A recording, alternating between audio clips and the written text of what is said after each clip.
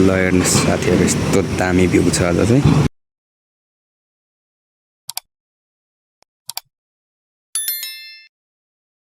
Hello guys, welcome to my new video and blog लिएर आइसकेको छु। आज चाहिँ फाइनल्ली 2 वर्षपछिको ससुरालको यात्रामा साथीहरू। हेर्नुहोस्, मेलम्ची कटेर आइसकेँ म चाहिँ। अहिले टिफिन पुग्न लागेको छु। अनि आधी बाटो आइसक्यो साथीहरू। आजको 2 वर्षपछिको यात्रा यस्तै छ। अहिले बिहानको 8 बजे छ।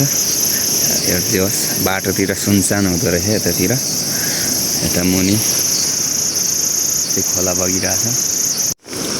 ल हेर्नुहोस्, खोला यस्तै छ। म चाहिँ मेलम्ची कटेर आइसकेको छु। उता देखिया चाहिँ मेलम्ची साथीहरू त्यही छ। जस अहिलेसम्म चाहिँ साथ दिइरहेछ मेरो बाइकले पनि, होइन। यस्तै छ साथीहरू, वरिपरि जङ्गलै जङ्गल छ साथीहरू। यस्तै छ गाउँघरको। भिडियो मन परेमा लाइक, कमेन्ट, सेयर, सब्सक्राइब गरिदिनु होला साथीहरू। गाउँघरको बरु दामी दामी छ, हेर्नुहोस् यस्तो छ। तर के गर्नु, खोला चाहिँ सब रित्ताइसकेको छ। मान्छेहरूले छेकेर, खोलाहरू छेकेर सब रित्तै बनाइसकेको छ। बालुवा निकाल्यो कि के हो, यस्तो दामी भ्यू चाहिँ दामी छ। जङ्गल छ, जङ्गलै जङ्गल छ यतातिर चाहिँ। चाहिँ मेलम्ची कटेर अब टिपिनी पुग्न लागेको छु। टिपिनीको यात्रा यस्तो छ। केराको बगानहरू, वरिपरिको भ्यू छ।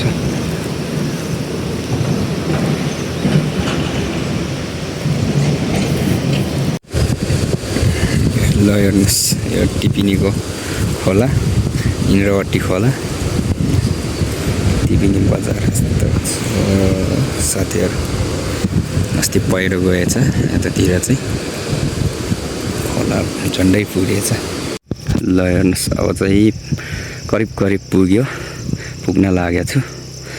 यस्तो राम्रो भ्यूहरू छ। हिमाल देखिरहेछ, बादल, वरिपरिको भ्यू हेर्नुहोस् यस्तो दामी छ। डाँडा काँडा यता देखिएको नलागेको छु साथीहरू। यस्तै छ। यतातिर मकैहरूले अब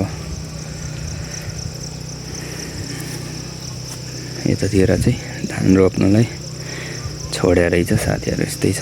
हेर्नुहोस्, हिमाल, 5 पोखरी।